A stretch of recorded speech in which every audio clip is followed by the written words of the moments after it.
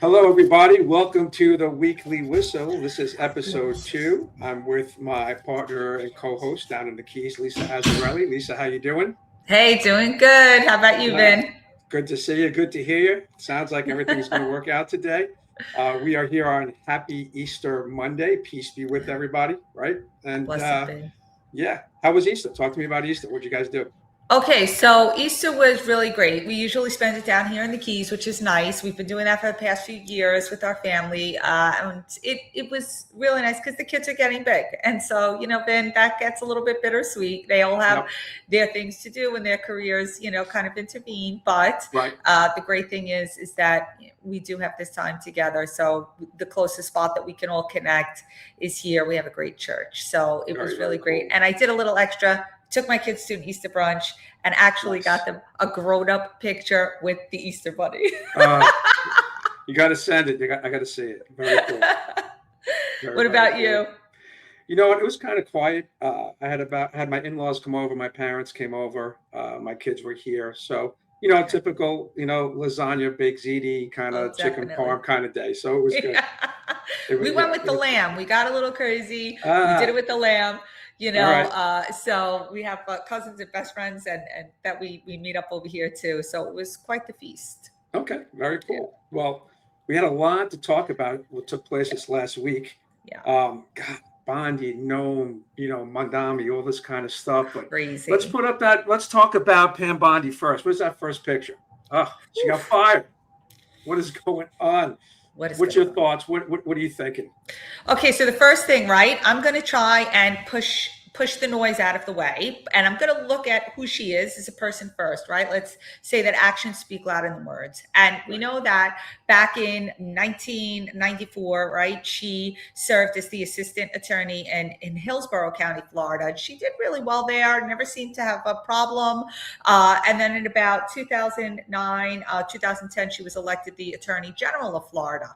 So that's still quite a bit of time span between when she became, in the DOJ for the Attorney General for the DOJ. That's a lifetime of experience. And a lot of people don't realize that Bondi is around 60 years old. She looks great, by the way. So, people don't really realize that. But she's got a ton of experience behind her. So why, after roughly 15 months, does she get ousted? I don't know. Right? Yeah, this is the big question. CNN wants to say it's over the Epstein files, right? However, Todd Blanche, who just, is going to be the interim for her now, said he never once heard that. Right. Interesting. I don't know. I mean, that, my thought is maybe it has to do with the Epstein files. Everybody has a problem with the Epstein files. And when you look at it from far away, you say to yourself, man, if there's some legitimate players, say that, heads of major corporations are really involved, people are going to start selling their stocks, the stock market's going to tank. So if that's the case, maybe there is some delicacy you have to handle. It's not to say just wrap them all up. How do we do this without screwing up, the American, financial systems? So I don't know. I know there was talk that there was, she wasn't being that aggressive, with his enemies. Trump, love him or hate him. There's a lot of things that happened to him, over the past 8 years that shouldn't have happened. Is there a little revenge? Does he really want her to zing in on a couple of misdemeanors to make them felonies? I don't know. Right. I know that there's really no bad blood between them, So what is it? He's not, is he attacking her loyalty? I don't know. Well, listen, I'm coming from an educator perspective. You're coming from a law enforcement perspective, right? So the two of us, we're going to put that lens together and we're going to look at this from both angles. And in the education angle, like I said, I'm going to dig a little deep. You're on the investigative end, so that there's got to be a deeper hole to go through. But what you said right then and there, is it that she didn't go after his political enemies? Well, her record, again, if actions speak louder than words, her record is not showing any promise that she was going to get real things done. What do I mean by that? So under the Biden administration, one of the things that impacted the education field was that Garland came after the parents, calling them domestic terrorists, right? We know that they also prosecuted prosecuted many in Trump's circle, and in theater fashion, not even like low key, like they did with Comey, where he just kind of came in and it was all low key. They were like having people's houses raided, including Mar-a-Lago. They were going to, they were doing this for all theatrics. It was honestly over the edge. And so, does he want revenge on them? Well, that's another thing that CNN is claiming, right? So we're going to listen to that other. You don't always want to hear the right wing. Let's take a look at the left wing. And that's what they're also claiming. So one thing did come up that Todd Blanche said, and this is what piqued my interest to dig in this direction, was that he was definitely going to look into Act Blue. So Act Blue was one of those PACs, not, more like single monies, not the larger corporate monies, but they were coming in from like foreign IP addresses, and they were small amounts at a time. However, it was a huge problem during the 2020 election. So I'm very sure that perhaps this could play a role, that Trump wants to be validated, like many people, not just Trump, but, Marley Hornick of New York Citizens Audit, Andrew Paquette, the mathematician who uncovered numerous algorithms within the voter rolls of New York alone, and then went on to search many other states. All of those things played a major role. So is it because he wants finally some type of vindication of validation on the voter rolls, and she didn't act on Act Blue? Fast enough. I don't know. I mean, even Nancy Mace, who I'm a fan of, she's accusing her of stonewalling with the Epstein files, and so it's odd. It's just odd. When he goes through these positions and he picks these people, you're like, you know what, she's going to be great, she's going to be good, and then like a year into it, you're like, all right, what's going on? And I do remember, we all remember her saying specifically, I have the Epstein files on my desk right now. And that was in the beginning of his administration. And we're kind of still, so that there may be some truth into that Epstein. Now, who was involved? We only know a few characters. We know some stuff was redacted. I just don't know. Could it be a cross with that, amongst, and hey, listen, let's go after the Attorney General of New York. Well, let's go after somebody in Georgia. Is he focusing too much on that? I don't know. I didn't think she was doing a bad job from a law enforcement, perspective. But maybe there's just conversations that, I don't say his demands, but, where he wants to focus, it's not really being met. And maybe that's kind of the problem. Right. And it is supposed to be a neutral office, right? It's not really supposed to be weaponized by the president who's sitting there, even though we have seen it be weaponized by previous presidents and administrations.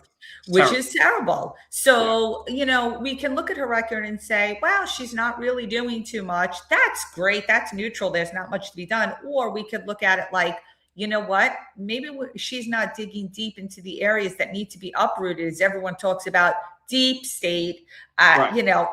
Throw conspiracy theory all you want. We know that there's figures that are deep and dark that are controlling a lot of things. And she's not digging into that because she basically hasn't really had a record of success anywhere, because there's no record. The one prosecution she came up with, Comey and James, fell flat. The judge came up with some excuse that, the person that was put in place wasn't appointed and what have you. And it was an interim and they had no right to bring charges. Is that her fault, or is that based on a judge that was, put in by the Biden administration or the Obama administration? So where does that end? And we all know it's supposed to be non-political, but let's be honest, Biden puts in somebody just like Trump puts in somebody, and they're, on their belief path. But the biggest story with all this is who's next. Is it going to be Blanche? Is it going to be Lee Zeldin? I know his name is. I'm going to make a prediction right now. If Jeanine Pirro wants that spot, she's going to have it. Oh, wow. I didn't think of that one. That is good. Yep. She came in like a fireball. Yeah. Yep. She is absolutely zero nonsense. She's not going to play any games. She's crushing DC right now. Agreed. And I know they're friends, but I know he likes her, her work ethic, and she's a tough one. So my prediction is going to be, if she wants it, she's going to have it. Right.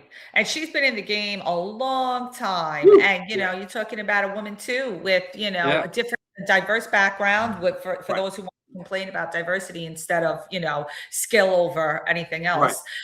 But, you know, she does have a background also in New York as a judge, obviously, Yeah. and an attorney. And so, and then, you know, just being in the media. So she's Right. heard where the media goes, what they pretend is there and isn't there. And she's balanced that out also. Oh, I Right. like that pick. I Yeah, like it a I lot. think that's going to be it. I think that's going to, if she wants it. I think If if she she wants it. wants it, yeah. So, and then what next? What follows? We have that, and then we have Kristi Noem. We have Oh. a photo of what's going on here. Oh my God! Oh my God! You know, like her or you do not like the way she was controlling the Homeland Security. That this is not good. This is not good for anybody. No, no. So, First of all, like I it's a shame. Okay, just right. I'm sure as parents we could say just for the 3 children alone, this is difficult to broach. I mean, Right. just he even has grandchildren at this point. Right. This is just so difficult, and for them to say that they were completely blindsided by it. So you're Well, leading this double life, and we know people can do that. You know, notoriously, who else do we have? I mean, Kris Jenner claims right. she never knew, right? Right. That's crazy. Right. But so it can happen. However, this was, you know, a man who was successful in a successful insurance company, father of 3, and, you know, married to someone who has climbed the ladder in her own success. Right. So perhaps, I don't know, their worlds were Yeah. so. But like the New York Post is saying that this was an open secret in DC. That's like the biggest oxymoron ever. What does that even mean? Like, you know what I mean? Like that doesn't even make sense. No, it Like, doesn't. like how does that if that's an open secret, whatever that may mean, like everybody kind of knew about it, but didn't want to, like, you know what I mean? It's crazy. No. You know, and then they have, you know, the rumors of the affair with Corey Lewandowski. So, you know, not to say that, you know, an affair is justified, but who knows what happens, you know, in behind closed doors and Right. private lives. It's crazy. It's just a shame that she's in such a public spotlight Right. that this is, you know. And there was something to the effect that one of the women had stated that she accidentally had called him on his personal cell, and there was some you know, chatter, and so she was like, you know, oh, who is this person? And they were like, oh, that's Noem's husband, you know. Right. And so she was like, you know, I think at some point may have said that she was going to blackmail him or something, and he responded with, I don't care. Yeah.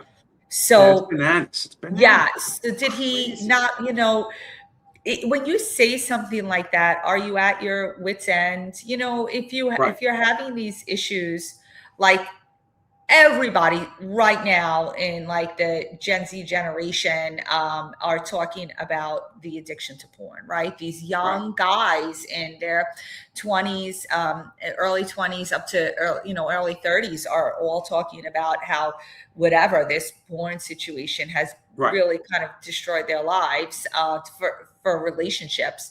So that's social media. That's social media in general. These poor kids. And that's what he was involved in on fetish. He was involved on fetish websites. So where and at what point do you say like, oh my gosh, where have I gone with this? You know, let me speak with my wife. It seems like the communication wasn't there. It's tough. And I have an article I just want to read a paragraph from USA Today. And the title's Love Her or Hate Her, Noem Doesn't Deserve Humiliation. Just goes on to say, while it's fair game to debate whether she was the best fit for the job and how she handled high-profile incidents under her purview, including the shooting of two deaths of 2 Americans in Minneapolis in January at the hands of federal immigration agents, much of this discourse surrounding Noem is much more personal. Yeah. How do you respond to that? I know. I mean, it's bananas. I mean, you know, how do you think she did while she was serving in office? You know, again, this was another one that I thought was going to be fine, but I thought she handled Minneapolis kind of poorly with her, you know, with the deaths.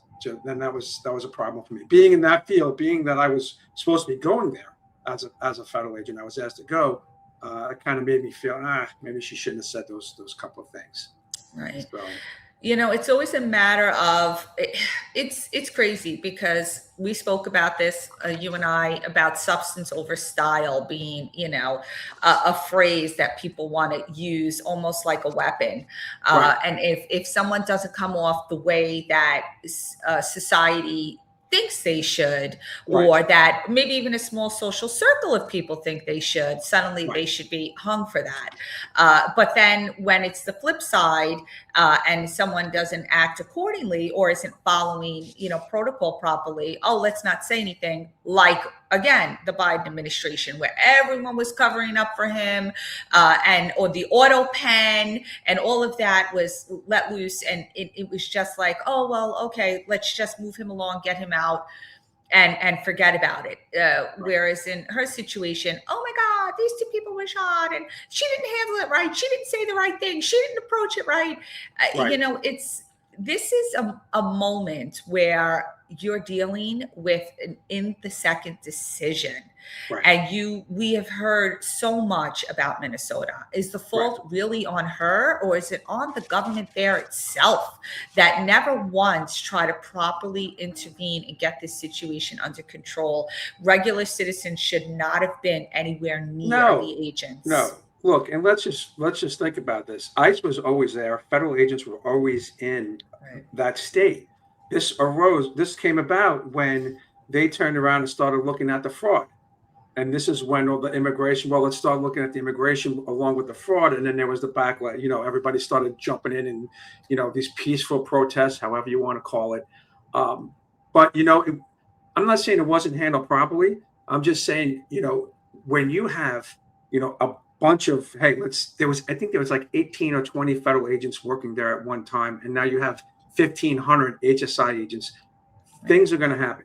Unfortunate things are going to happen. You're having Border Patrol who have different tactics. They're, running the show in the interior of the United States, which I really don't believe in. And different tactics lead to different, different issues and different concerns. And sometimes you just don't know how to handle these things. I'm not saying nobody's not trained, not saying they're not experienced. I'm just saying that, look, there's 7-8 million arrests every single year. Out of 7-8 million arrests, how many of those arrests are questionable? And out of those questionable arrests, how many of those are bad?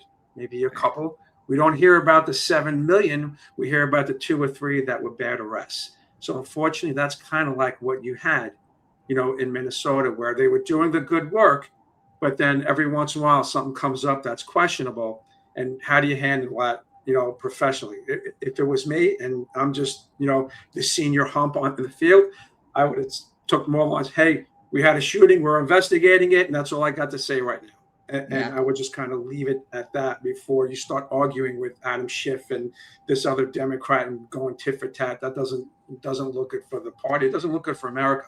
And it doesn't. But I think where that stems from is the fact that Schiff has already made a monumental, accusations regarding Trump with the Russia gate, and was never really reprimanded for that. And so I think accountability is a problem. And so now what you're seeing is pushback from Trump administration, because the people who are sending out, these very salacious statements in the past, who are Congress people and senators, still continue to make these salacious statements without any repercussions. Nothing at all. So, and it's back and forth. It's back and forth, and it's really got to stop. Yeah. And I know Trump had some sort of briefing today at 1:00. Did you catch any of it? What was happening today? I mean, he's in the news every single day with his posts and his tweets and his comments. So, what's the latest? Have you heard? I haven't actually. Is it in regards to the situation with Iran? Yeah, it was. He made a. He was talking about the pilot who was rescued, which was great. Then I read a tweet where like you have 48 hours before we basically blow up every single thing in sight. Like don't screw around with us. Maybe using a couple more bridges, right? Yeah, maybe using a couple more words that I want to use on camera here. Yeah. So I don't know where we're at with that. Yeah, it's I kind mean, of listen, right. And this is where, again, maybe this whole show, this episode should be titled Substance Over Style, right? Because right, there is it's Easter. And the next thing we hear is, our, phones are blowing up with, no pun intended on that, by the way, right, with all talk about his recent Truth Social post and, which he says that it's going to be Power Plant Day and Bridges Day, and that he's going to take out these major assets that Iran uses, to perform their right, own, attacks on right, others. So he's and he says, open up the street, expletive, open up the right. street. But he's not Uh, getting no help. He's not really getting help from other countries, and, right. and, and that's a Right. problem for NATO. And I know he's talking about, rethinking being involved with NATO and all this kind of stuff. We help everybody the best that we can, and this thing is affecting the world right now. And we Right. have countries that are just looking the other way and saying, "Yeah, we're not getting involved." And So, what's sad is that we knew that, I think it was right under Hillary Clinton, that Iran was sent tons of plutonium, correct? right, right, This was known. What would you need that for? We're all idiots. Like, right, obviously you were using it for weapons of mass destruction. right, And so, like, what else were you using plutonium for? Please tell us.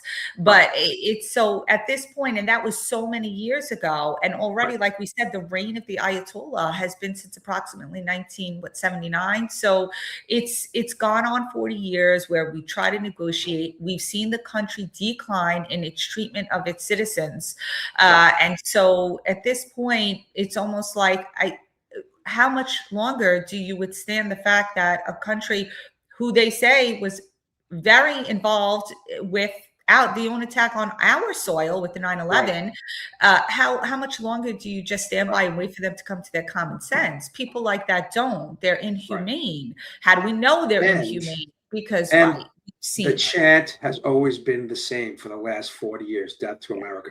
that's So what do you America. do? When you think back about George Bush, and everybody says he made a mistake and all that kind of stuff. You had 17 sanctions against Saddam Hussein. You had, Hans Blitz, who was like the head of the nuclear, NATO, personnel that wasn't allowed to go into and inspect his facilities.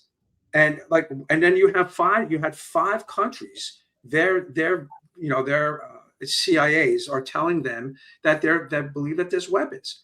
So what do? If you don't go, you're going to make a mistake. And if you do go and there's nothing there, you're going to make a mistake. So I think, looking back at this, like you got to kind of make a move with Iran. They're not changing. No. They're just not changing, and that's going to be a problem. It'll be interesting. I'm hoping that there's no boots on the ground. I mean, that's what he promised: no more wars.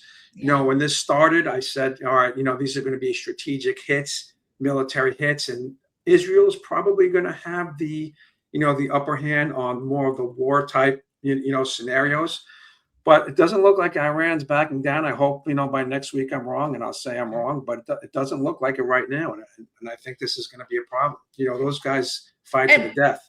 they do. And, because, like we said, without power, they believe they're nothing with that. And that's Right, their whole life is about control. And we see that obscure, like, people that countries that I wasn't expecting, like, the Pakistanis to come in and try their best also to see if they can reach some type of talk with the US and bring the two countries together. Is a good sign, even right. though we have France and Spain who have basically spit in our face. Yeah, And Italy that, too. yeah, and that brings up the whole NATO situation. So for Right, years, America is the number one contributor, right, to NATO. right, And then when push comes to shove, you actually don't back us up. right. So what is the purpose of NATO? And it's That's right, only situations like this that brings truth to light. And they're right, unfortunate situations, but now we know, and there's no going back on that. right. No, and this is a problem. And the bigger problem that comes from me is how many people do we let into this country that weren't properly vetted? All right. Right. And now they're having, now those people are having kids. And that brings us to our next segment. Amanda, could you throw that number 3 up, the birthrights? Do we have a photo? Yeah, I mean, this is going on like crazy. This is beyond, this is at the Supreme Court. I Right. can tell you that, when I was a federal agent, so many, I probably picked 2 dozen phone calls where I got a call say, this person is traveling on a Dominican Republic flight. She's coming in on a B visa. She's 7 months pregnant. She's coming in to have a child so the kid could be a citizen. And we took those calls all the time. And I used to say, hey, call your local congressman and change the rules and laws, because as of right now, there's nothing that I could do. So all this, this menacing that's going on, in the Middle East. Now we have to worry about sleeper cells. We have to worry about who's here already. They're having, it's mind blowing. It's a mind blowing conversation to have. Right. And what It's we're a massive hearing, problem. so, and on that note, right? So for like years, we knew that there were literally in parts of the U.S. and I've heard Miami in particular used to have these posh kind of boutique hotels, and Mhm. they would pay. You would pay a Russian citizen or a Chinese citizen would pay to come there, where they had obstetrics facilities within this hotel, and you would stay for whatever the month span was, 3 months. So you would come when you were close to birth, you would have the baby in the States, Yeah. everything would get verified for citizenship, and then you would take the baby back. So I'm actually aware of a young girl who experienced that situation. She was born here, went back to her parents' country. They invested a lot of money for this. The sad thing is, those who have the money a lot of them, save up for this. They're told all of these, if you get a child who's a citizen of the US, you open up your opportunities in life, Right. and so they pay Yeah. because they believe that they're going to have a better life, and especially for their child. And so the young girl, is here now, and she is approximately, I want to say 24. And she, her parents did this for her 24 years ago. And then she went back to live with her parents. So she had grown up in her country, and then they brought her over at 18. Okay, you got to start working. You have to, finish your, schooling here, your college here. And it's heartbreaking for them because they miss their families, Sure. and then they have to work to get their parents here because they're Right. the citizen now.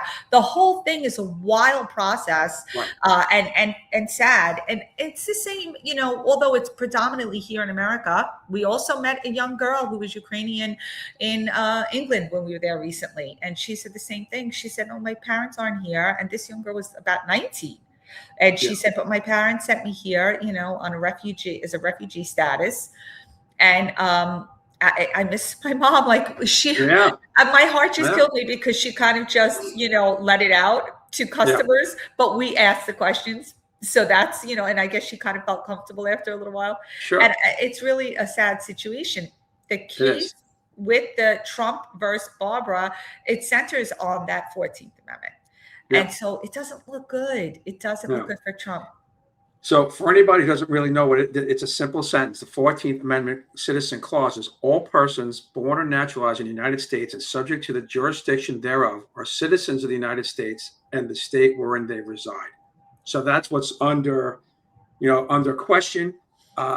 My defense to all this is, or my neutral position is, in 1787, I don't think they had these type of immigration problems. I don't think that, a lot of this stuff was written like pre-terrorism, mass, immigration problem. I think it may have been written a little bit differently if they had those problems back then. Just like freedom of speech. I think if you, urinated on a flag and burnt it, a couple hundred years ago, I think, you would have been tried for treason and hung by noon. Like I just think that's what they thought back then. So So the government attorney who brought the case sour, the issue is that he's saying exactly what you're saying. Then right, he's like, does this apply to the time frame in which it was established? He's a Right. smart man. He's a smart man, by the way.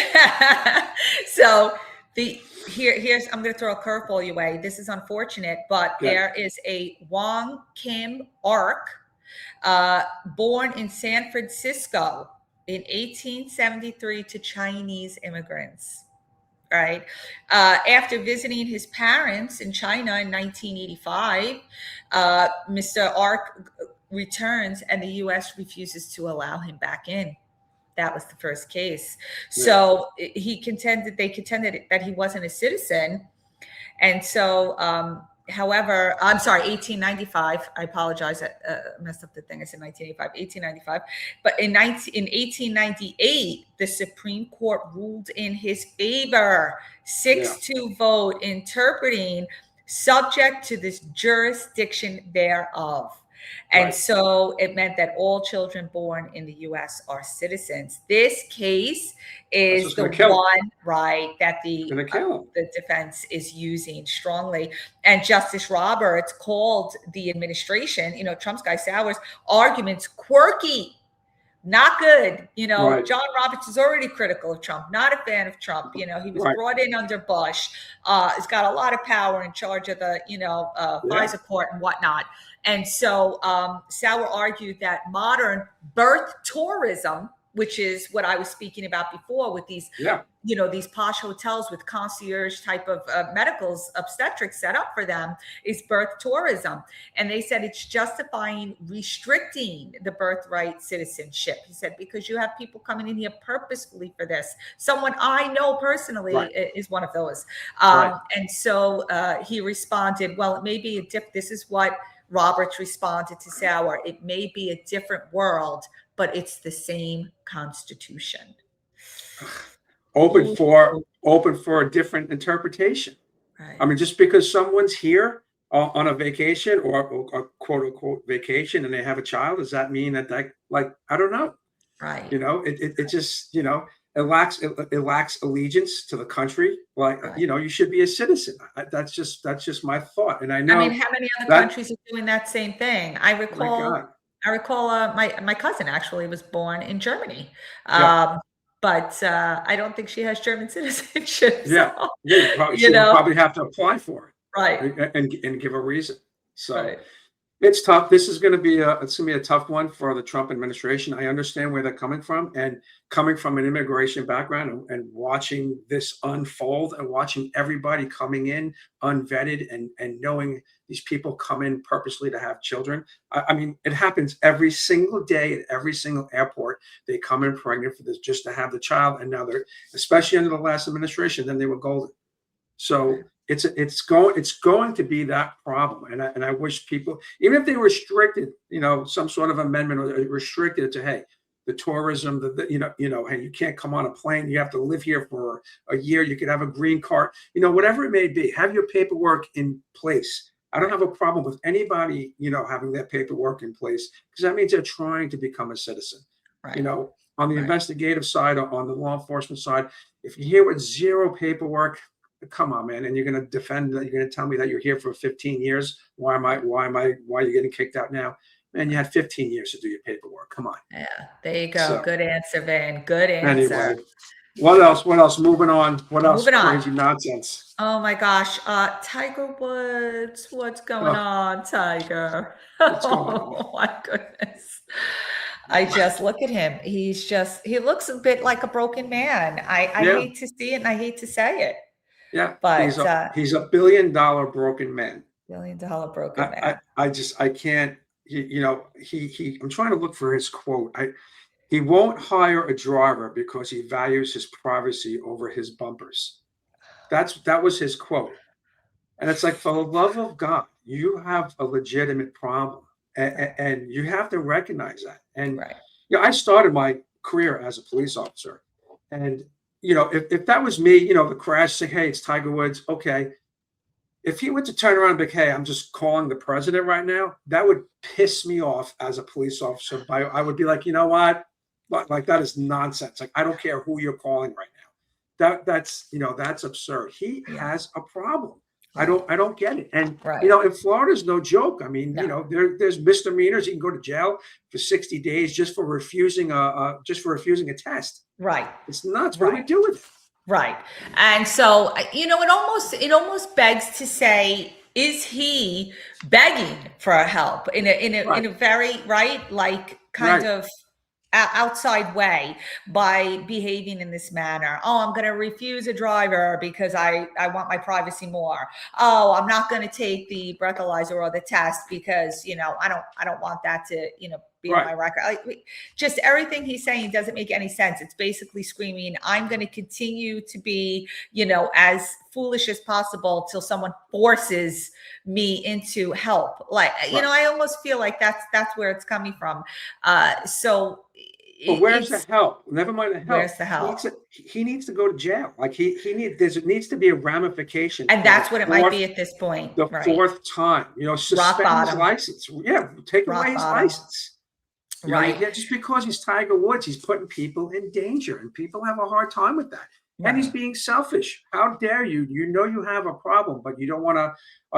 Is it really the bumper thing? Or are you $1 billion cheapskate to hire a driver? Like, I don't get it. Right. It's insane. That's 4 car crashes. And he's had, medical issues, we know, from his back. So, he admitted, I believe, to being, to having prescription for Vicodin. Right. And the police officers also found, hydrocodone in his car as well. Right. So hydrocodone. So he says that he hasn't used illegal drugs. Either way, even, prescription drugs of that caliber, it's the same effect. The same thing.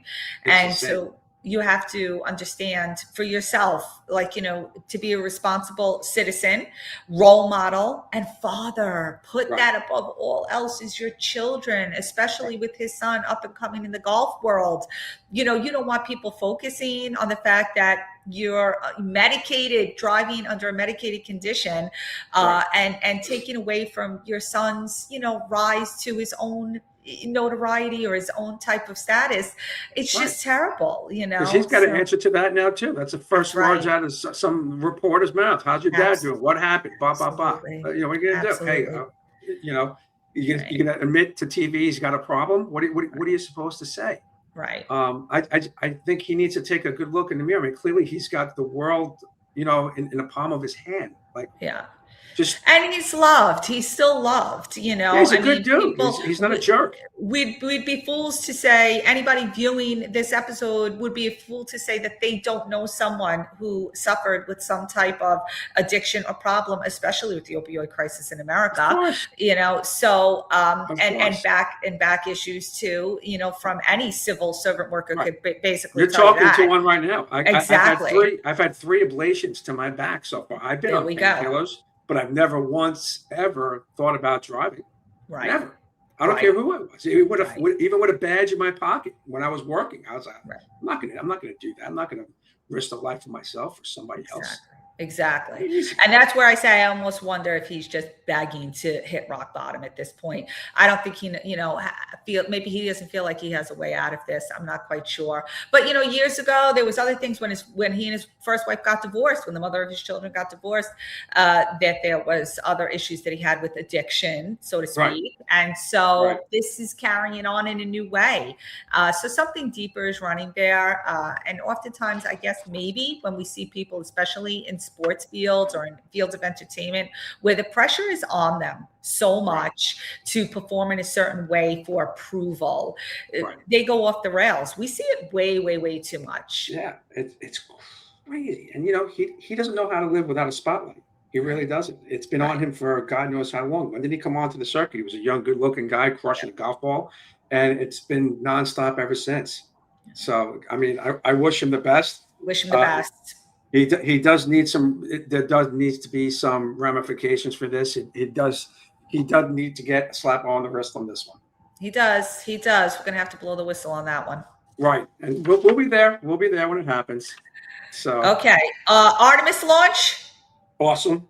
Oh my goodness. Oh, look at that. Yeah. That's crazy. That is crazy. So crazy. And to get, seeing the moon on the other side. I mean, everything. Talk about it, Vin. What do you think? Well, I think it's so cool for somebody like me because I can't even figure out how they put King Kong on the boat for the last 100 years. And these people are zipping around the moon and they're doing all these things. And Musk is parallel parking, a rocket ship. It's just amazing to me.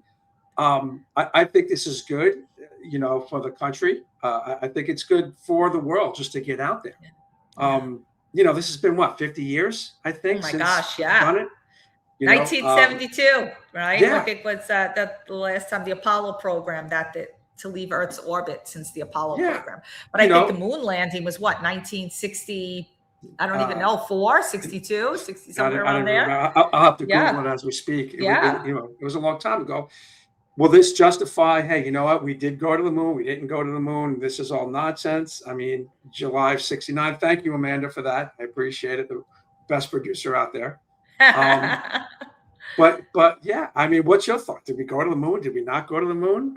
I mean, I'll tell you my thought, but what do you think? Oh, well, I don't know, because I know that you steer away from conspiracy. So I'm very interested in what you have to say. However, I have been balancing both. And so there were a lot of things that people said, like, who was just things that contradicted that it could have really happened. Right. Although, Russia had done it first, right? Well, not the moon landing, but around the orbiting first. And then we went out there, we had to, go against Russia and do a step better. And so I would they fake it so they can look like they were ahead of Russia?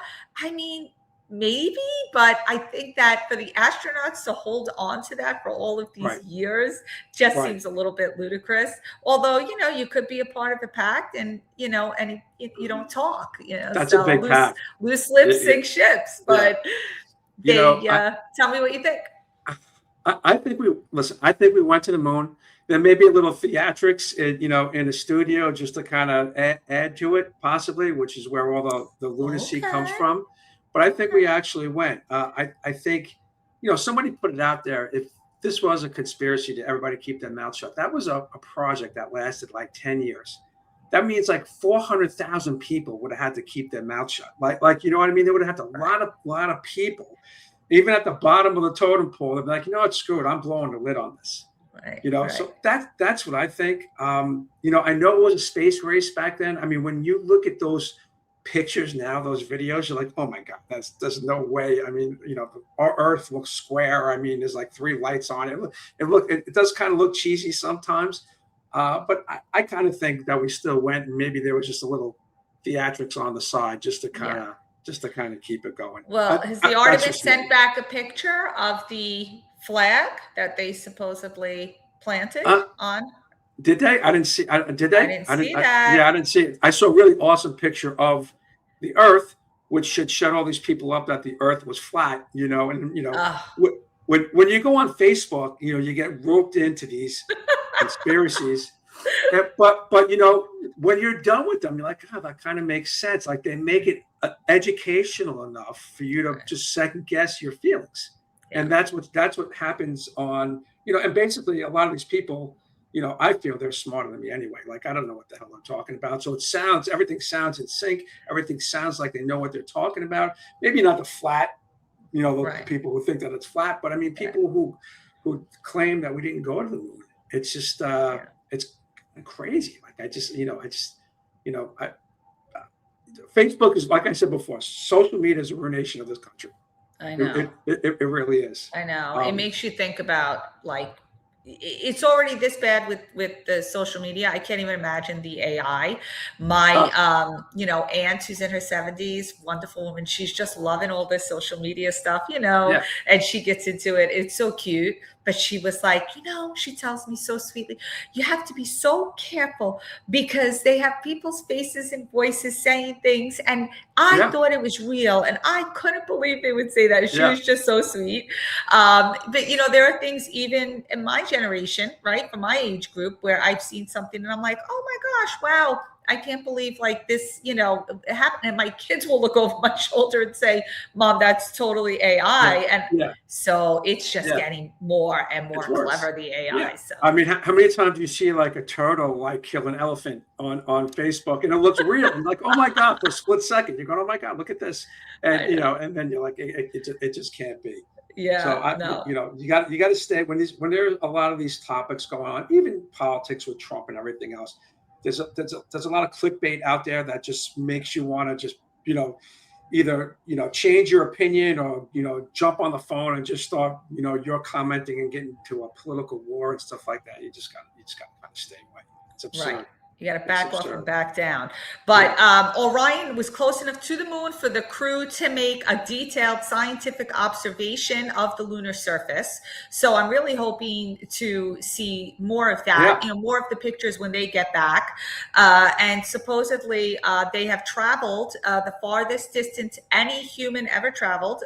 Orion's maximum distance from Earth was 252,760 miles, which surpassed Apollo 13's record by over 4,100 miles. So that was really cool. Their splashdown, their return, is scheduled for approximately April 9th through the 11th to complete their 10-day mission. Yeah, Very that's awesome. cool. And you know who's looking at this right now? Elon Musk is going, how do I beat this? Yeah. What am I going to do? This is nonsense. That's what's happening right now. Yeah, absolutely. The race to Mars is in his, focus. So, but getting to the, what I think it is too, and this is what I fear. I'm going to say this. Why, the exploration from the moon, granted, we haven't been back there in, my gosh, so many decades. However, are they going to start putting satellites and other equipment on the moon, for, again, all of the AI stuff? How are we going to advance with the digital technology, the digital revolution? And so that is kind of, scary to think about, that they're going to start using a lunar, it's scary, interesting. Right. Like you would never have thought about this 10 years ago, 20 or growing up, for God's sakes. I remember I had to come home when the street lights went on. That was it. That we were just talking about this over Easter weekend. That was so funny you said that. Absolutely. These kids have no clue what it's like not to, a written piece of paper with directions somewhere. Like just a Hagstra map. When I started with the Secret Service, I used a Hagstra map to get around Florida. It was crazy. That is great. My goodness. Yeah. There's some of those things on social media too, where like a dad will pull out an old rotary phone and they'll they just put it on the table and they're like, make a call. Make a call, and the kid doesn't know what to do. It's great. You can't imagine, right, that would ever be that way. Or how about this? There's a great comedian, Lisa Marie. She did a skit on how they had the commercial when we were kids. It's 10 p.m. Do you know where your children are? That was hysterical. She was like, the commercials literally had to ask our parents, hey, where's your kids? They didn't care. We were out playing and we were, just running and doing our own thing and drinking out of fire hydrants and everything was great. And now, forget it. It's a simple life. Yeah. And this is, like I said, this is the downfall. These kids are watching other kids. This one's fat, this one's tall, this one's skinny, this has glasses. And it just messes with their mind. I feel bad. They didn't have a great childhood growing up. No, I really feel that way. And I see a lot of parents now, and this is right. So it's sad that a generation has to be the guinea pig. But now what do I hear my nieces saying who are in their 30s and, with their children, they're like, no, I'm not letting my kid have a phone at 5. I'm not doing it. And when it is time for them to have it, there's going to be a whole bunch of, gadgets on it or apps to prevent them from going certain places or doing certain things. So everything's a learning process, but unfortunately that whole generation had to, experience this. And I don't know, like there's kids who, one who just unfortunately out of St. James, Long Island, who was at the Stony Brook school and he left and he didn't know, he was in I think a 9th grader or a 10th grader. And they have him on the cameras leaving. They don't know where he was, going. He was missing. He didn't come home after school. So that, the police tracked him. They found him on certain cameras. They found him at the train station in the city. And then the last spot they see him is on the bridge. I think it was on the Manhattan Bridge. And it was so sad. But when they went to backtrack what possibly could have happened, what lured him in that direction, they said that video games might have played a role, but then that was debunked. But then it might have been somebody else he met and, online. Either way, whether it be video games or meeting someone online, they're both digital devices that unfortunately brought this child to it. Yeah, the kid died. It's a shame. It's an absolute shame. So, all right. Last 10 minutes, what do we got? How about we got that final picture of the cop killer Unbelievable. Heartbreaking. Yeah. Yeah. Split. It's just, as law enforcement for just New York City, this is a terrible, terrible decision. It is a gut punch. It's a big, giant lack of intelligence that made this decision. It's a shame. It's an Right. absolute shame. I mean, aggravated manslaughter, right? Yeah. Well, they said the jury turned around and said that he was not. It wasn't premeditated. It was an impulse, which quite honestly is nonsense. And I mean, the vehicle was stopped. It was illegally parked. The sergeant and the officer Diller went over to him, and before you know it, he shot. He turned around, tried to shoot the sergeant. The gun jammed. Diller, jumped on him, and then he passed out, and he later died. But this guy was arrested 21 times, and here's just some of his arrest record: 2011 conviction, arrested for assault and robbery; 2015 conviction, arrested for possession of a controlled substance, which he served 6 years for. Okay, that means it wasn't a joint. Okay. In-person crime while incarcerated, he was convicted of a hate crime throwing feces and urine at a correction officer. At his parole status, he was released in 2021 after serving 5 years. He was on parole until 2025, but he had a pending gun charge from April of 2023, according to NYPD. He should have never been out. This is another typical example of how he should never been out. It's disgusting. Right. And, I always say, when I try to have these discussions with people, I said, give me one word to describe whatever. And then we talk about it. If you were to say, a few months ago before Mondami took over, give me one word to describe him, I would just say, you know what? I'm hopeful. I'm hopeful like he gets it and he understands how New York is supposed to be run from a law enforcement, perspective, because everybody in this country has a right to be safe. If there's one right that everybody should agree on, it's the right to be safe. You can't be safe. You can't be safe in New York anymore. He just cut the budget for 5,000 cops, and now he's trying to get free daycare for city workers. With a $1 billion deficit. It's insane. It's insane. It's very heartbreaking. It's very. It is. And here's the situation, right? They want to say that it was impulse and not premeditated. Okay, you're not allowed to have a gun. You have a criminal record. Therefore, right. If a gun is in your possession, it's premeditated. Right. What is it there for? Right. You shouldn't even have it. So therefore, you knew you had something that you were not legally permitted to have, number one. Right. And number two, why did you have it? You had an intent to use it at some time, at some point, whatever that situation might have been. And so therefore, I think that would have been enough to get that, proper conviction. Right. Aggravated manslaughter, though, is going to what, then? Is it still going to give him 90 years to life? Everything else is still going to give him 90 years. Okay. It's irrelevant because you need to set precedents that if you kill a police officer, that is murder. It's just, there's no way around it. The fact that he can get 100 years on a DUI, it's irrelevant. You need that charge to stick. You need that for people to realize that, and it's an absolute shame.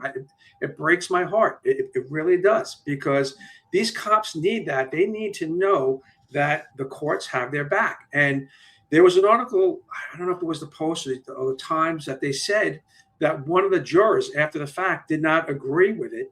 But then they went back and said, how long do we have to stay here for? And the judge said, you have to stay here until you make a decision. But there was one person that didn't agree with it, and they went along with it. That's a problem.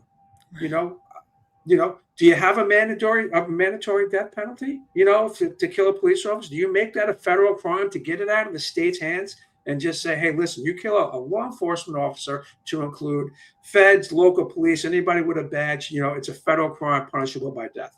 Do you have that? Will that deter anybody? Oh, have stricter gun laws. What are you talking about? New York has some of the strictest gun laws around. This makes zero sense that Mondami turns around and says we have to focus in on the gun, the gun laws, and it's such bullshit. It's ridiculous. Right. It's Whereas, ridiculous. and here's a good comparison in the state of Florida, where, you know, the Second Amendment is honored and many people have guns. You don't have crime like that. How's that? Because they don't know if you have a gun to pull out on them. Now look at the child. Where was it, in the Bronx or Bronx? Just as shot in the head in the stroller, you know, and I was watching it as, you know, the news was covering it, and it's a breaking news was being covered, and was extremely furious to hear them say gun violence instead of gang violence. Of course. I couldn't believe they said it. Like, that really? baby was, they didn't even know that baby was shot until after the fact. They were in like a bodega or a coffee shop or something. That's when they realized. Could you imagine? Oh my gosh. The mother's reaction, she just lost her mind and ran out, because her whole reality has shifted. Her whole life has shifted. And the way that the news approached it is still showing that there is a hold on real, you know, a hold on the media, and they're going to run with the narrative that is still created, and not, you know, we're not dealing with facts here. We're dealing with nonsense and ways in which you say something to fool your audience or to mislead your audience. It's disgusting. Is that so hard? Is that so hard just to say, hey, we have a crime problem here in New York? Like they can't admit, nobody can admit that. And that's when you say try to have a common sense approach. You know, just take all the politics aside. You know, the murder rate may be down a little bit, but that doesn't mean it was good to begin with. Right. you know, I don't understand. It's like, oh, well, you know, only about 80 to 90 are getting killed versus, you know, versus what used to be 150. That 80 to 90, any one life is a valuable life. What are you talking about? And the other problem that you have is that NYPD doesn't get called, or they classify things differently for the simple reason of showing the stats being lower. We're doing a better job. So they don't arrest for things that they used to arrest for 5 or 10 years ago, because they don't want the collars. They don't want to be able. We arrest. To me, we arrested more people. You know, your city's safer now, but they're using these crime stats as a, you know, an alter way of looking at things. Oh, look, we know we don't have these anymore. No, you do have them. It's just that you're not labeling them correctly. And the problem with that is that you bring this back to Minnesota, where Brian Preddy, like, all right, he had a concealed license. Okay. He didn't have his permit on him, which is a violation. And he had a second magazine. So why in the hell are you bringing a second magazine? Like, I walk around, you know, with my gun. I never bring a second magazine. My weapon is for this right here and nothing. I'm not going to get into a shootout. I'm just going to make sure I come home with my wife and kids. It's just, you know, to say that the gun, you know, this is a gun violence problem. No, it's a crime problem. It's an individual problem. But you know what? This guy he went to, you know, a little while ago, he went to the hospital to visit some guy who pulled the knife on a cop. You know, he went to go see the victim, you know, instead of the cop being the victim, to go see him. He went and saw because it's supposed he had mental problems. So he went to go and talk to him. It's insane. Yeah. No. So common sense is gone there. Wow, Vin, as always, it is amazing to cover all of these topics with you just an here hour on the weekly whistle. You know, you got to blow this whistle, and you got to let people know what is going on, and hopefully they hear it. You know, they hear through the nonsense, and hopefully we bring that to them. So we covered Bondi, Noem, Woods, Artemis, and everything in between. All in an hour. All in an hour. So we appreciate any comments below. Please follow us on Instagram. Check us out on Facebook, and subscribe, most importantly, because we love to hear your feedback. Yes. Thank you very much, guys. Have a great day.